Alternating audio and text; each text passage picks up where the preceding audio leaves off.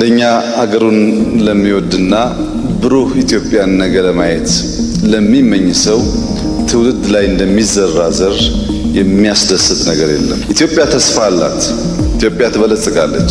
የኢትዮጵያ ብልጽግና የሚረጋገጠው ግን ነገን መዋጀት የሚችል እሳቤና ብቃት ባላቸው ወጣት ሴትና ወንድ ልጆቻችን ነው። መፍጠን ከቻል ተክተን ከሰራን እድሉ ክፍት ነው።